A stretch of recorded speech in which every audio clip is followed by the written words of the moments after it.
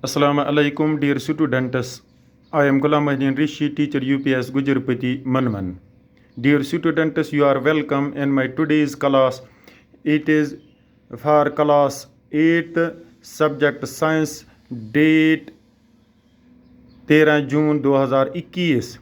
Dear students, you know that we are discussing the important chapter of your textbook of science, that is chapter number 16, the cell. यानी कि cell के हवाले से हम इस lesson में बात करते हैं जो सेल के जो मुख्तलिफ फार्म्स, इसमें शेप क्या है, साइज़ क्या है, इसके जो अंदर स्ट्रक्चर्स है, उनके हवाले से हमने न्यूक्लियस के हवाले से बात की, फंक्शंस ऑफ न्यूक्लियस या सेल के अंदर जो साइटोप्लाज्म होता है उसके हवाले से हम बात की। तो आज का हमने जो टॉपिक चुन लिया है दैट इज़ सेल ऑर्गेनेलीज़। यानी कि सेल ऑर्गेनेलीज़ क्या है, आपको पहले वाले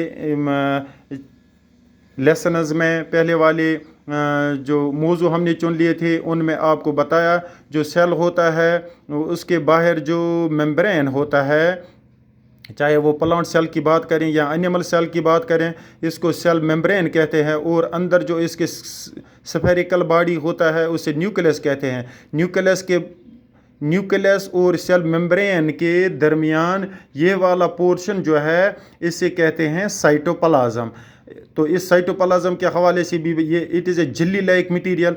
अब इस साइटोप्लाज्म में there are a number of small structures, यानी कि इस सेल मेम्ब्रेन के अंदर और न्यूक्लियस के बाहर ये वाला पोर्शन जो है जिससे साइटोप्लाज्म कहते हैं, जेली लाइक मटीरियल होता है। अब इस जेली लाइक मटीरियल में there are so many different small structures. तो इन स्मॉल स्ट्रक्चर्स को कहते हैं ये माइक्रोस्कोप में ऐसे थ्रेड लाइक स्ट्रक्चर्स दिखाई देते हैं, तो इनको सेल ऑर्गेनेलीज कहते हैं। There are so many cell organelles.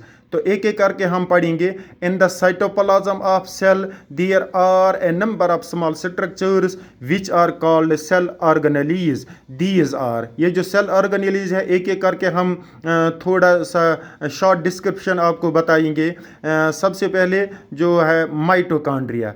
Mitochondria की अगर हम बात करेंगे, यूं कहेंगे mitochondria is a cell organelle. The main function of mitochondria is respiration. ये जो माइटोकॉन्ड्रिया है इसका जो मेन फंक्शन है ये रेस्पिरेशन है, यानी कि सेल के अंदर जो रेस्पिरेशन होता है वो इसी माइटोकॉन्ड्रिया के जरिए होता है।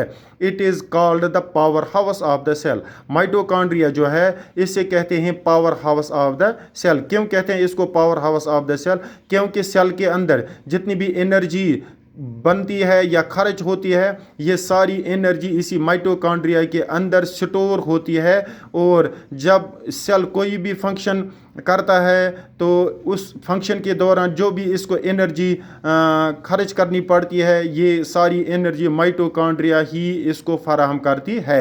यानी कि माइटोकॉन्ड्रिया के अंदर एनर्जी एक किस्म का ताकत यूँ कहेंगे स्टोर होता है। तो सेल के अंदर जितने भी फंक्शंस होते हैं इन सब फंक्शंस के लिए जो भी एनर्जी दरकार, जो भी एनर्जी ज़रूरत पड़ती है वो माइटोकॉन्ड्रिया ही फराहम करती है। इस वजह से इसको power house of the cell कहते हैं, because it provides all the energy required by the cell for doing all functions.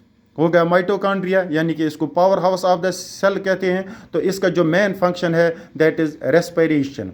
इसके बाद दूसरा क्लोरोप्लास्ट। क्लोरोप्लास्ट डियर स्टूडेंट्स आपको जहन में रखना है, chloroplasts are present only in plant cells. ये जो क्लोरोप्लास्ट्स होते हैं ये सिर्फ प्लांट सेल्स में मौजूद होते हैं but not in animal cells. In animal cells chloroplasts are absent. क्यों एब्सेंट होते हैं? क्योंकि क्लोरोप्लास्ट्स का जो मेन फंक्शन है दैट इज़ फोटोसिंथेसिस। जो ग्रीन प्लांट्स अपने लिए ग़िज़ा तैयार करते हैं by the process of photosynthesis, वो फोटोसिंथेसिस क्लोरोप्लास्ट्स का काम है। क्योंकि एनिमल्स में फोटोसिंथेसिस नहीं होता है इसलिए क्लोरोप्लास्ट्स जो है they are not present in animals या animal cell, they are only present in plant cells. Chloroplasts are present only in plant cells. They contain a green pigment.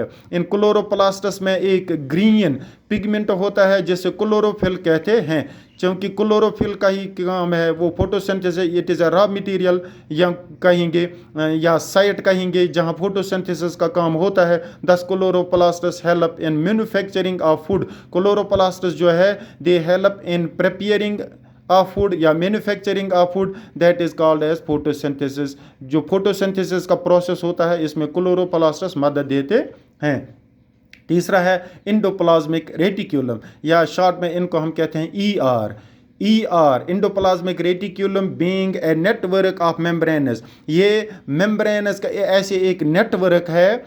Being a network of membranes, it provides a large surface area for life functions to take place in the cell. यानी कि cell के अंदर जितने भी life functions होते हैं उनके लिए जो सरफेस एरिया बड़ा चाहिए, लार्ज सरफेस एरिया ज़रूरत पड़ता है, तो वो इंडोप्लाज्मिक रेटिक्यूलम इसका जो लार्ज सरफेस एरिया बनाते हैं, क्योंकि ये मेम्ब्रेन्स का एक नेटवर्क होता है. ये इसका जो सेल का जो सरफेस एरिया होता है वो बढ़ाते हैं ताकि इसमें जो भी लाइफ फंक्शंस होंगे वो आसानी से होते हैं. चौथा है गोल्गी कॉम्प्लेक्स. गोल्गी कॉम्प्लेक्स क्या है? It collects and distributes the substances. ये कलेक्ट करते हैं सब्सटेंसेस और डिस्ट्रीब्यूट करते हैं, यानी कि बांटते भी हैं और जमा भी करते हैं. Made in the cell. Cell के अंदर जितने भी ये सब्सटेंसेस बनते हैं वो गोल्गी कॉम्प्लेक्स कलेक्ट करते हैं और डिस्ट्रीब्यूट भी करते हैं. For example proteins. इसी तरह synthesis and secretion of many materials. Synthesis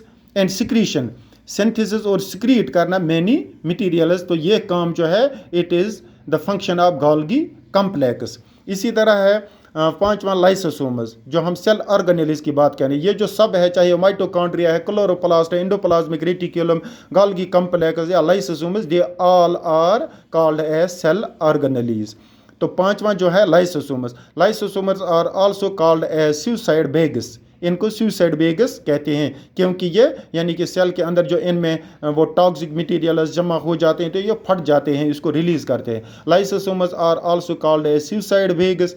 they contain enzymes. इनमें एंजाइम होते हैं which help in breaking down और डिस्ट्रॉइंग द वेरियस मटेरियल्स. जो लाइसोसोम्स में एंजाइम जमा रहते हैं तो ये एंजाइम क्या करते हैं, तो वो मदद देते हैं ब्रेक डाउन या डिस्ट्रॉय करने में. किसको डिस्ट्रॉय करने में? वेरियस मटेरियल्स, यूजुअली टॉक्सिक और अनवांटेड. जो भी सेल के अंदर टॉक्सिक मटेरियल्स या अनवांटेड मटेरियल्स जमा रहते हैं तो ये लाइसोसोम्स में जमा रहते हैं. तो फिर जब इनको वॉश ऑफ करना होता है तो लाइसोसोम्स जो है ये सुसाइड बैग्स इनको कहते हैं, ये फट जाते हैं तो ये रिलीज होते सेल से बाहर चले जाते हैं ये जो टॉक्सिक मटेरियल्स अनवांटेड मटेरियल्स, क्योंकि इनको सेल के अंदर इनकी ज़रूरत नहीं होते हैं. तो this was all about the different cell organelles.